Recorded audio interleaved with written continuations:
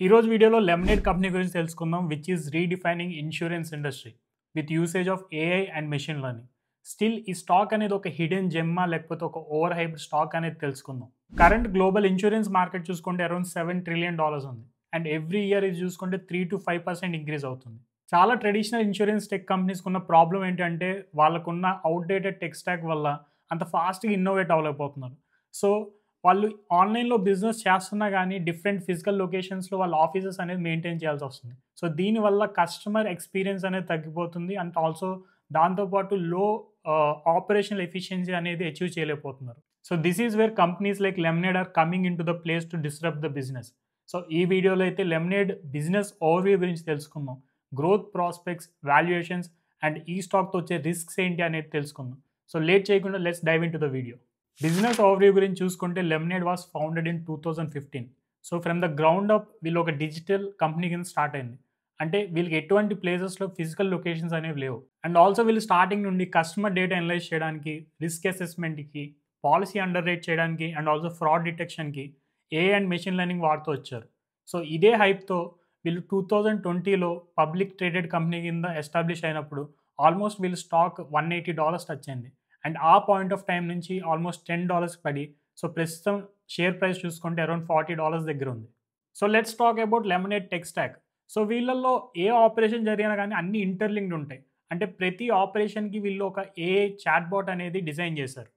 So let's talk about various Lemonade bots. So first వచ్చేసి AI Maya. ఇది ఒక onboarding bat. అంటే మీరు లెమనేడ్ దగ్గర పాలసీ కొనేటప్పుడు it will guide you through the process of purchasing policy. And next వచ్చేసి AI gym.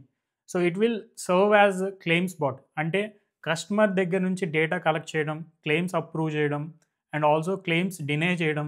And ఎప్పుడైనా human intervention కావాలి అంటే కస్టమర్ సపోర్ట్ టీమ్కి ఎస్కలేట్ కూడా చేస్తుంది అనమాట. సో నెక్స్ట్ వచ్చేసి సిఎక్స్ఏఏ, అంటే customer experience artificial intelligence. So ఇది ఏం చేస్తుందంటే మనకి ఎవరైనా కస్టమర్ వచ్చి కవరేజ్ క్వశ్చన్స్ అడుగుతున్నా కానీ, కవరేజ్ అమౌంట్స్ అప్డేట్ చేసుకుందాం అనుకుంటున్నా, లేకపోతే పేమెంట్స్ మెథడ్ అప్డేట్ చేసుకుందాం అనుకున్నా, ఇలాంటి దగ్గర ఈ బాట్ అనేది ఉపయోగపడుతుంది. సో నెక్స్ట్ వచ్చేసి కూపర్. సో ఇది బిహైండ్ ద సీన్స్ మనకి జరిగే most of the repetitive task ఏదైతే ఉందో దానికోసం ఈ బాట్ని డిజైన్ చేశారు. So including like paper processing checks, లేకపోతే formatting regulatory filings and even రీసెంట్గా మనకి ఎల్ఏ ఫైర్స్లో ఒక ఇన్సిడెంట్ అయితే అయింది. సో అలాంటి చోట ఇది ఏం చేస్తుందంటే రియల్ టైమ్ శాటిలైట్ ఇమేజెస్ అనేది కలెక్ట్ చేసి ఆ ఏరియాలో ఏదైనా యాడ్స్ కానీ సేల్స్ కానీ రన్ అవుతుంటే అది డిక్రీజ్ చేస్తుంది. బ్లెండర్ ఏంటి అంటే లెమనేడ్ ఇంటర్నల్గా వాడుకోవడానికి బాట్ని డిజైన్ చేశారు. ఫారెన్సిక్ గ్రాఫ్ అంటే ఫ్రాడ్ డిటెక్షన్ ప్రివెంట్ చేయడానికి. సో ఇన్ టోటల్గా కస్టమర్ కార్టెక్స్ వచ్చేసి లెమనేడ్స్ సెంట్రల్ ఆపరేటింగ్ సిస్టమ్ కింద వర్క్ అవుతుంది. సో ఇప్పుడు వీళ్ళకున్న ప్రోడక్ట్స్ ఏంటని చూసుకుందాం. సో ప్రైమర్లీ వీళ్ళు 5 టైప్స్ ఆఫ్ ఇన్సూరెన్స్ ప్రోడక్ట్స్ అనేవి ప్రస్తుతం ఆఫర్ చేస్తున్నారు. సో ఫస్ట్ వచ్చేసి home insurance, renters, pet insurance, car insurance and life insurance. Lemonade 2016లో హోమ్ ఇన్సూరెన్స్ అండ్ రెంటర్ ఇన్సూరెన్స్తో స్టార్ట్ చేసి 2020లో పెట్ ఇన్సూరెన్స్కి మూవ్ అయింది. అండ్ 2021లో లైఫ్ ఇన్సూరెన్స్ అండ్ 2022లో కార్ ఇన్సూరెన్స్ అనేది స్టార్ట్ చేసింది. Lemonade has high net promoter score. So net promoter score అంటే ఏంటి అంటే ఒక కంపెనీకి ఎంత బెటర్ కస్టమర్ ఎక్స్పీరియన్స్ ఉంది అండ్ ఆల్సో ఎంత లాయల్గా ఉన్నారు. అంటే నేను ఈ ఇయర్ లెమనేడ్తో ఒక రెంటర్స్ ఇన్సూరెన్స్ అలా తీసుకుంటే నెక్స్ట్ ఇయర్ కూడా వాళ్ళతో కంటిన్యూ అవుతున్నానా లేదా, and also how likely I'm referring Lemonade to my colleagues or friends అనేది ఈ నెట్ ప్రమోటర్ స్కోర్ అనేది క్యాల్కులేట్ చేస్తుంది. లెమనేడ్ ఎన్పిఎస్ స్కోర్ చూసుకుంటే అరౌండ్ 70 దగ్గర ఉంది. Whereas other insurance companies NPS score చూసుకుంటే 30 నుంచి 40 రేంజ్ వరకు ఉన్నాయి. Let's see how Lemonade is attracting customers. So by end of 2024 Lemonade customers చూసుకుంటే అరౌండ్ 2.5 మిలియన్ కస్టమర్స్ ఉన్నారు. So which is averaging around 15% నుంచి 20% మధ్యలో ఇయర్ ఆన్ ఇయర్ గ్రోత్ అనేది మనం చూడొచ్చు. So how Lemonade is attracting new customers అని చూసుకుంటే lemonade is providing very competitive rates compare to it's competitors. So ఇక్కడ నేను ఎగ్జాంపుల్ కింద రెంటర్స్ ఇన్సూరెన్స్ కోడ్స్ అనేది చూసుకున్నాను. కంపేర్ టు కాంపిటీటర్స్ మీరు చూడొచ్చు లెమనేడ్ కోడ్స్ అనేవి ఎంత తక్కువ ఉన్నదో. అండ్ ఆల్సో ఇక్కడ కార్ ఇన్సూరెన్స్ కోడ్స్ తీసుకున్న compare to other competitors like State Farm కానీ, గైకో కానీ, Allstate, Lemonade premiums are very low here. Lemonade ఇంత తక్కువ ప్రైజెస్ ఎలా ఆఫర్ చేస్తుందంటే వాళ్ళు మెయింటైన్ చేసే ఆపరేషన్ ఎఫిషియన్సీ. సో ఇందా డిస్కస్ చేసినట్టు ఏఐ మాయా ఏదైతే ఉందో 98% ఆన్బోర్డింగ్ ఏఐ మాయా త్రూనే అవుతుంది. అంటే 2% మాత్రమే manual. Whereas compare to other insurance almost 95% మన హ్యూమన్ ఇంటర్వెన్షన్ అనేది ఉంటుంది. అండ్ ఏఏ జిమ్ చూసుకుంటే almost 55% claims without human intervention claim approve అవ్వాలన్నా, క్లెయిమ్ పేమెంట్ చేయాలన్నా, క్లెయిమ్ డినై చేయాలన్నా ఏఏ జిమ్మే చూసుకుంటుంది. అలాగే సీఎక్స్ఏఏ గానీ, కూపర్ గానీ saving lot of human hours. So ఈ గ్రాఫ్ చూసుకుంటే మనం చెప్పొచ్చు 2021 నుంచి 2025 వరకు వీళ్ళ ఎంప్లాయీ కౌంట్ అనేది 2% సీఏజీఆర్‌తో పెరిగితే, వీళ్ళ బిజినెస్ ఇన్‌ఫోర్స్ ప్రీమియం అనేది 25% సీఏజీఆర్‌తో పెరిగింది. సో దీన్ని బట్టి మనం చెప్పొచ్చు how efficiently they are operating అనేది. సో ఇప్పుడు కంపెనీ ఫినాన్షియల్స్ గురించి డిస్కస్ చేద్దాం. సో వీళ్ళ ఇన్‌ఫోర్స్ ప్రీమియం ఏదైతే చూసుకుంటే by end of 2024 we are sitting around 944 million inforce premium. ఇంతకీ ఇన్‌ఫోర్స్ ప్రీమియం ఏంటి అంటే యాక్టివ్‌గా ఉండే కస్టమర్స్ దగ్గర నుంచి వచ్చే ఇయర్లీ ప్రీమియంని వీళ్ళు ఇన్‌ఫోర్స్ ప్రీమియం అంటారు.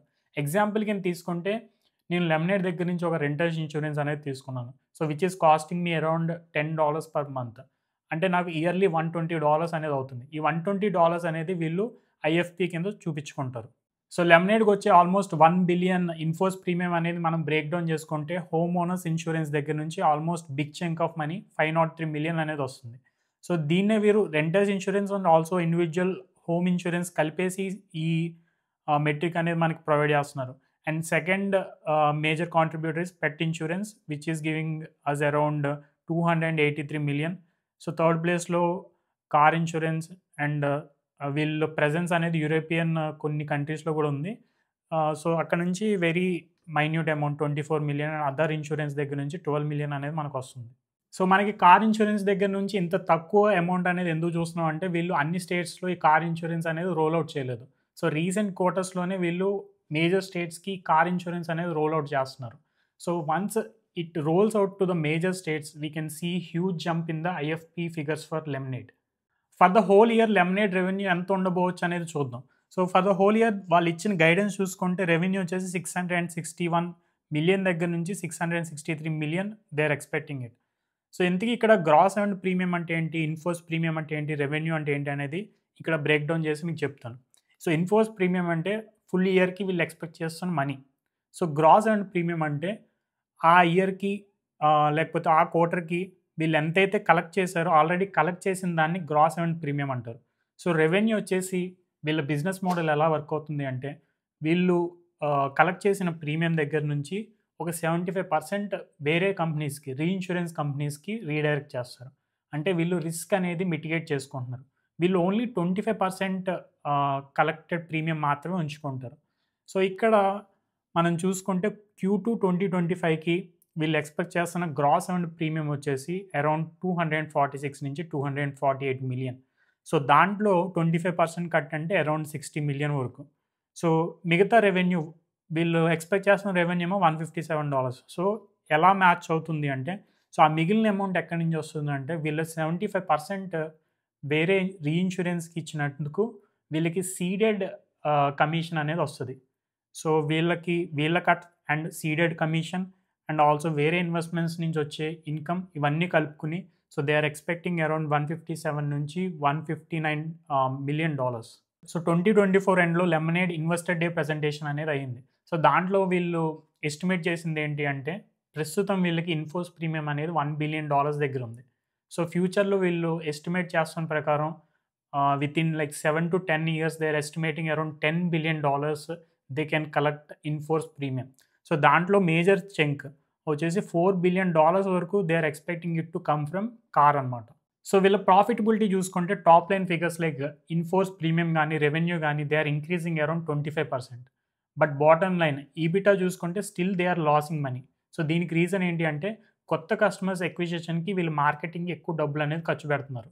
So when are they expecting company to be profitable అంటే so by 2026 Q1 or Q2 they are expecting their company to be positive adjusted EBITDA. So వీళ్ళు ప్రాఫిటబిలిటీ అచీవ్ చేయాలంటే మనం మెయిన్‌గా చూసుకోవాల్సింది ఏంటి అంటే gross loss ratio. Gross loss ratio అంటే ఏంటి అంటే ఇప్పుడు లెమనేడ్ మన దగ్గర ఒక $100 తీసుకుంటే దాంట్లో ఎంత వాళ్ళు ప్రాఫిట్ కింద ఉంచుకుంటున్నారు, ఎంత కస్టమర్స్‌కి ఖర్చు పెడుతున్నారు అనేది. సో ఇక్కడ మనకి ఫస్ట్ రోలో చూసుకుంటే గ్రాస్ లాస్ రేషియో Q1 2024లో 79% ఉంటే Q4 2024కి 63% పడింది. But again in Q1 2025 we saw a jump from 63 to 78%. So దీనికి మెయిన్ రీజన్ ఏంటి అంటే లాస్ ఏంజలస్ ఫైర్ యాక్సిడెంట్ వల్ల వీళ్ళకి ఒక one off the catastrophe hit అనేది తగిలింది. సో దానివల్లే వీళ్ళు సెకండ్ రోలో వీళ్ళు ప్రొవైడ్ చేసిన gross loss ratio except catastrophe. So ఆ వన్ టైమ్ క్యాటాస్ట్రాఫీ అనేది తీసేస్తే their numbers are looking good.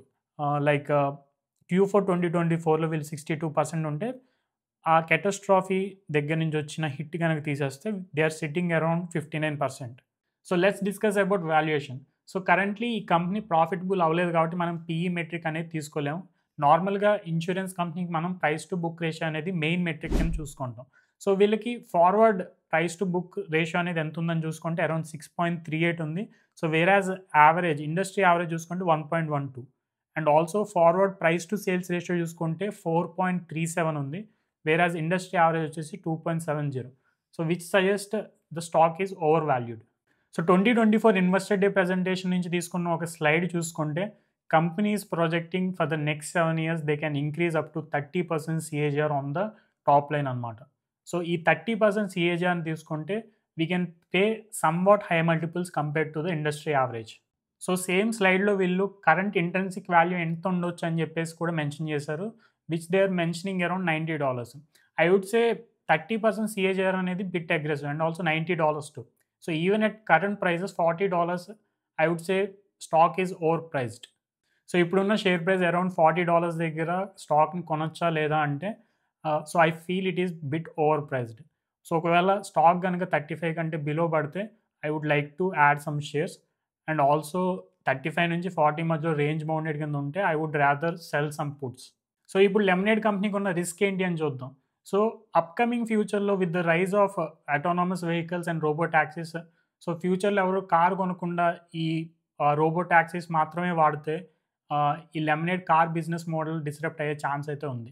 And next risk వచ్చేసి మేనేజ్మెంట్ ఎక్స్పెక్ట్ చేస్తుంది ఏంటంటే అప్కమింగ్ 7 yearsకి they are expecting 30% CAGR. So I would say it is bit aggressive. So దీంట్లో ఏదైనా కొంచెం తేడా వచ్చినా అంటే వాళ్ళ గ్రోత్ అనేది 20% కానీ 25% కానీ పడినా there will be a huge dump in the share price. And third risk ఏంటంటే company is expecting by 2026 company will be profitable. ఒకవేళ రీసెంట్గా అయిన LA ఫైర్స్ లాంటి క్యాటాస్ట్రాఫీస్ అనుకోకుండా వేరే ఏదైనా వస్తే వీళ్ళు 2026 కాకుండా 2027, 2028కి ఎక్స్టెండ్ అయ్యే ఛాన్సెస్ ఉంటాయి. సో ఈ ఎక్స్టెండ్ అవడం వల్ల వీళ్ళ మల్టిపుల్స్ అనేవి తగ్గి స్టాక్ ప్రైస్లో అగైన్ మనం ఫాల్ అనేది చూడొచ్చు. సో ఫైనల్లీ ఈ వీడియోలో నేను ఏదైతే షేర్ చేసానో అది ఇన్ఫర్మేషన్ పర్పస్ కోసం మాత్రమే, ఇది ఎటువంటి ఫైనాన్షియల్ అడ్వైజ్ అయితే కాదు. సో మీరు కనుక లెమినేడ్ స్టాక్ కొందాం అనుకుంటే మీ డ్యూ డెలిజెన్స్ మీరు చేయండి. మీకు కనుక వీడియో నచ్చినట్టయితే లైక్ చేయండి అండ్ ఇది ఎవరికైనా ఉపయోగపడుతుందంటే షేర్ చేయండి. అండ్ ఇలాంటి మోర్ ఇన్ఫర్మేషన్ కంటెంట్ కోసం తప్పకుండా సబ్స్క్రైబ్ అవ్వండి.